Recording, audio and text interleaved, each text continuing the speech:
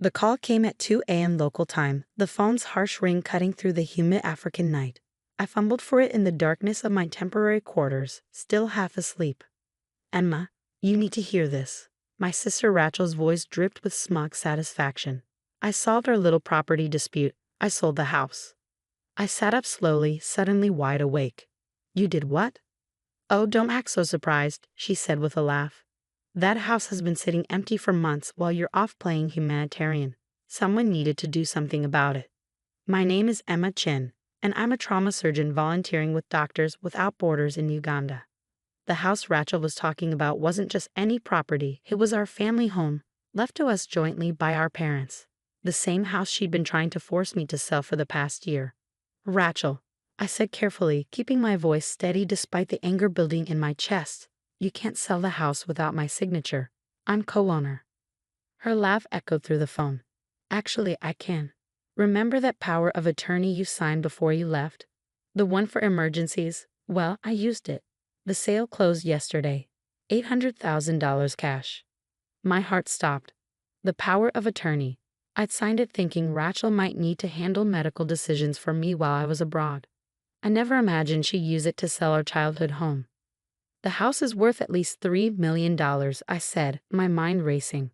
"Why would you sell it for a quarter of its value?" "The market's terrible right now," she replied dismissively. "Besides, I needed quick cash. David's investment opportunity won't wait forever." David. Of course, my sister's husband of 2 years, the financial genius who had already burned through their savings with his get-rich-quick schemes. "You know what?" Rachel continued, her voice sharp. "You don't get to complain. You abandoned everything to play doctor in Africa. Someone had to deal with reality back home." I closed my eyes, thinking about what was hidden inside that house. Something Rachel knew nothing about, something that would make her quick cash sale look like the disaster it truly was. "Who bought it?" I asked, trying to sound defeated. "Some development company. They're demolishing it next week to build condos." She paused, probably waiting for me to break down or beg. When I didn't, she added, "I'll have your share of the money transferred to your account. Minus my finder's fee, of course." Of course. Rachel had always been like this, entitled, selfish, convinced that everything should go her way. Our parents' death 2 years ago had only made it worse. "When's the demolition scheduled?" I asked, already pulling up flight options on my laptop. "Next Thursday." "Why?" "Planning to fly home and stop it?" She laughed again. "Don't bother. The sale's done, Emma. You can't change it." I thought about the hidden room behind the library wall, the one our father had built decades ago, about the safe embedded in its concrete floor and what lay inside it. "We'll see about that," I said quietly and hung up. The next few hours were a blur of activity. I arranged emergency leave from a hospital, booked the first available flight to Boston, and made some crucial phone calls. By sunrise, I was on my way to Entebbe International Airport. During the long flight home, I thought about the last conversation I'd had with our father, just days before the car accident that killed both our parents. "The safe holds everything," he'd said, pressing the key into my hand. "Documents, accounts, everything I've built.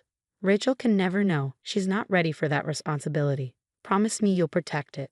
I promised, not fully understanding what I was agreeing to. It wasn't until after their death that I finally opened the safe and discovered the truth about our family's legacy. The papers inside revealed that our father, the quiet librarian everyone knew, had been living a double life. He'd spent decades building a real estate empire under various aliases, accumulating properties and investments worth over $50 million. All of it hidden, protected, waiting for the right moment to be revealed. I kept the secret, just as he'd asked.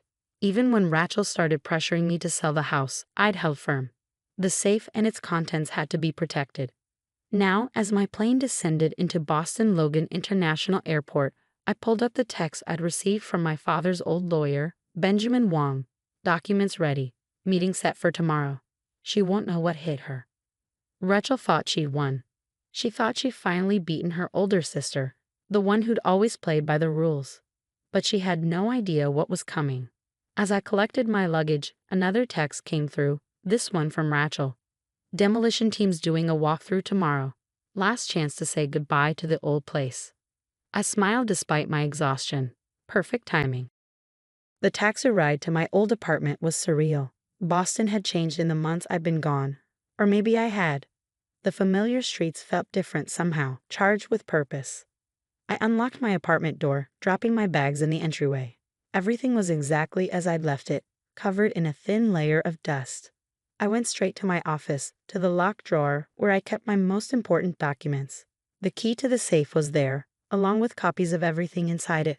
Proof of our father's empire, documentation of every property, every account, every investment. Rachel thought she was selling a $3 million house.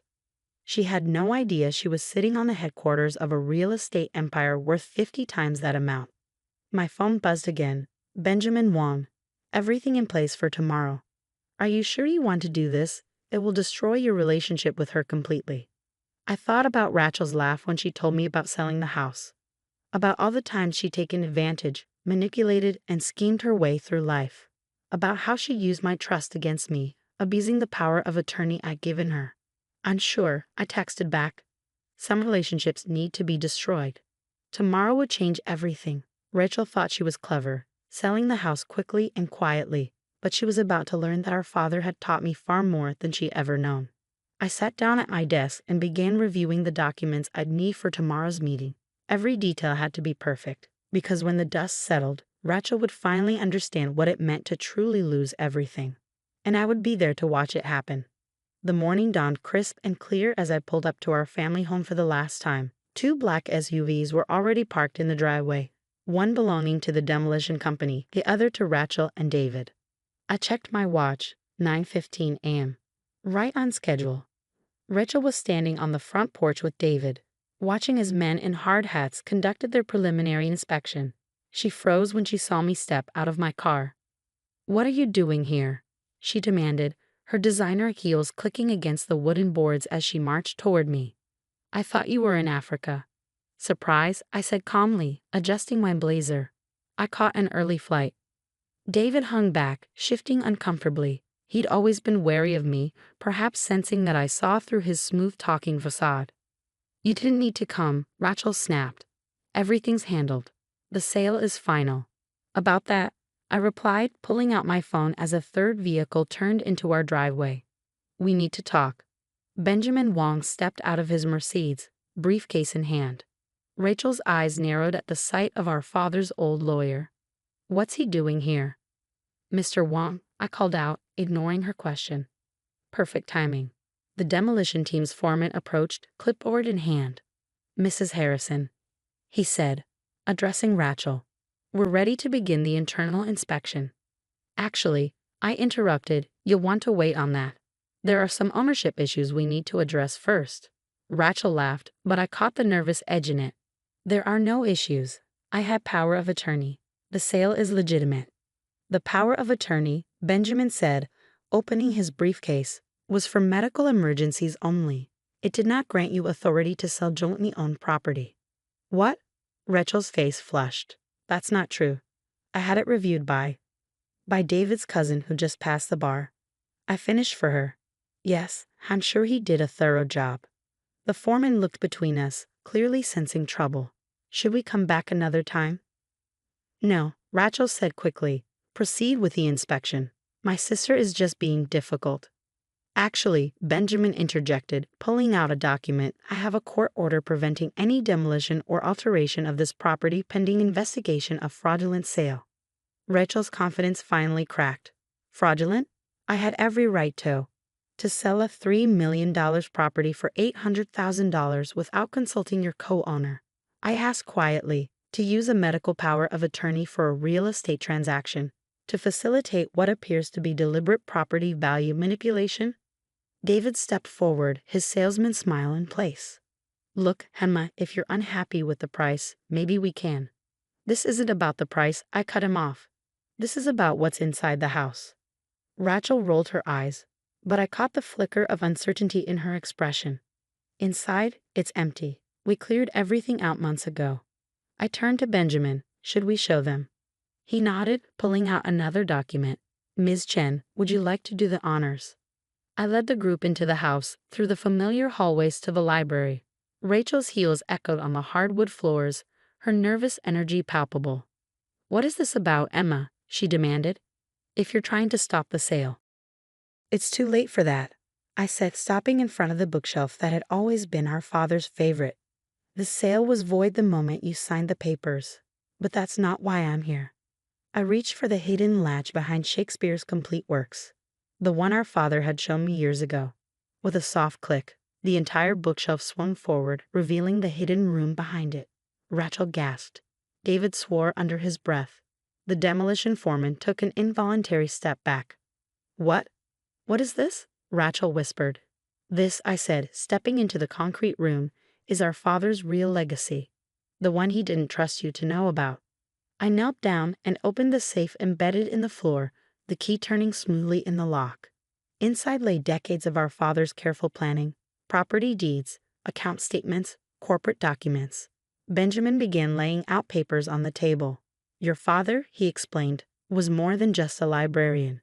He spent 30 years building one of the largest private real estate portfolios in Massachusetts, all under various aliases, all perfectly legal, all carefully hidden."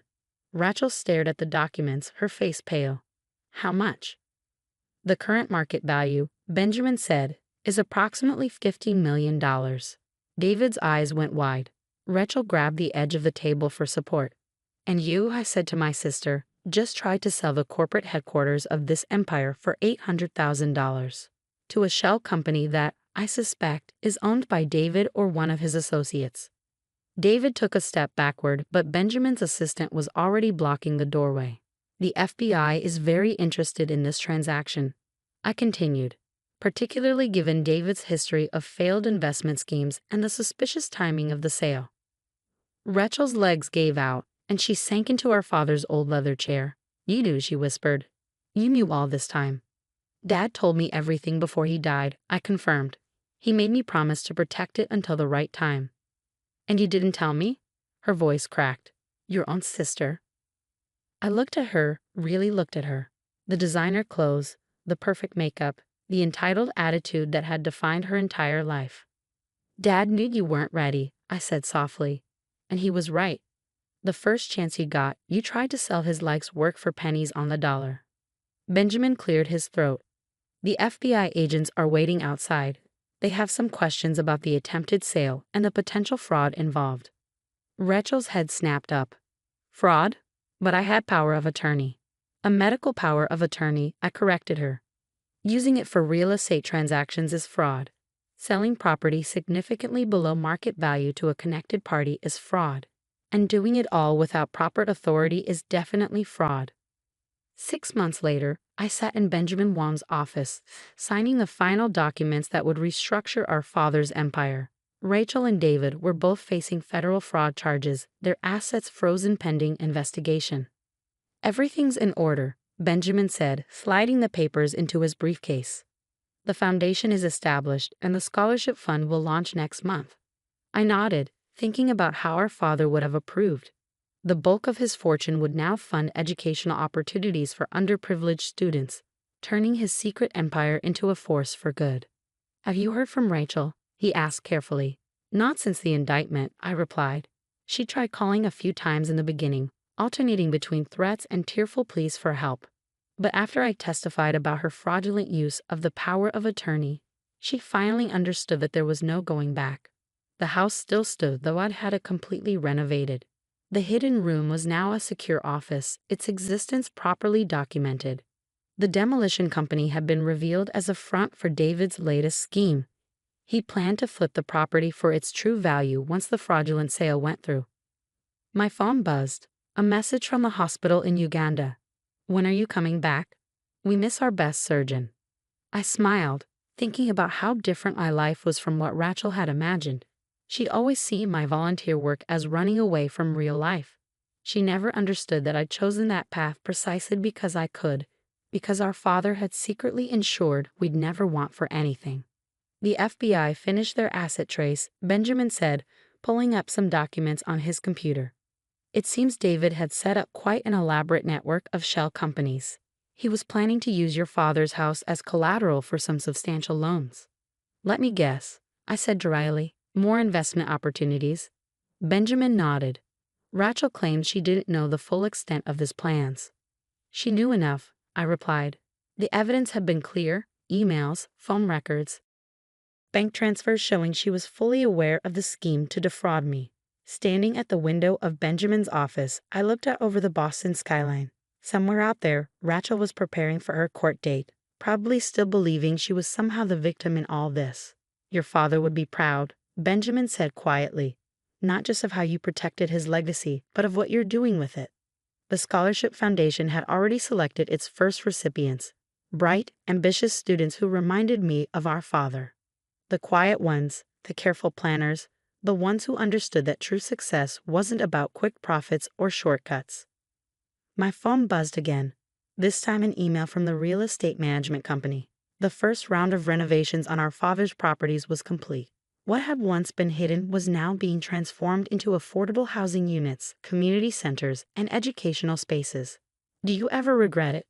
Benjamin asked, exposing everything. You could have just stopped the sale quietly, kept the secret.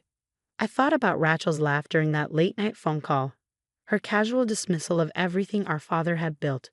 No, I said firmly, some secrets need to be revealed. Some lessons need to be learned. Later that evening, as I packed for my return to Uganda, I found an old photo album.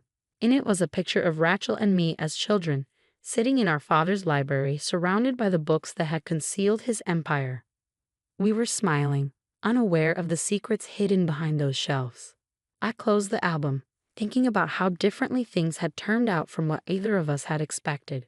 Rachel had thought she was seizing an opportunity, never imagining she was actually destroying her future. I had become the keeper of our father's legacy, not just protecting his wealth but transforming it into something meaningful. The next morning, as my plane took off for Uganda, I received one final text from Benjamin. Guilty plea entered. Rachel took a deal, 3 years with restitution. I turned off my phone, watching Boston disappear beneath the clouds. 3 years was nothing compared to the lifetime of trust she'd broken. But maybe, just maybe, it would be enough time for her to understand what our father had known all along. That true wealth isn't just about money, and true success isn't built on shortcuts and schemes. As for me, I had patience waiting, lives to save, and a legacy to fulfill. Rachel had tried to sell our father's house for a quick profit, never knowing she was sitting on an empire. But in the end, the house had kept its secrets until the right moment, just as our father had planned. Sometimes, I thought as the plane headed east, the best revenge isn't about destroying someone else's dreams. Sometimes, it's about fulfilling your own and letting them watch from the sidelines as you build something greater than they could have imagined. The house still stands in Boston, its secrets now transformed into opportunities for others. And somewhere in Uganda, there's a hospital where a surgeon works to save lives, carrying on a different kind of legacy, one that can't be measured in dollars or deeds, but in the lives touched and the changes made. That's the thing about legacy, after all. It's not just about what you leave behind. It's about what you choose to build with what you've been given. And I chose to build something worth more than all the quick profits Rachel had ever dreamed of. That's a revenge that would have made our father proud.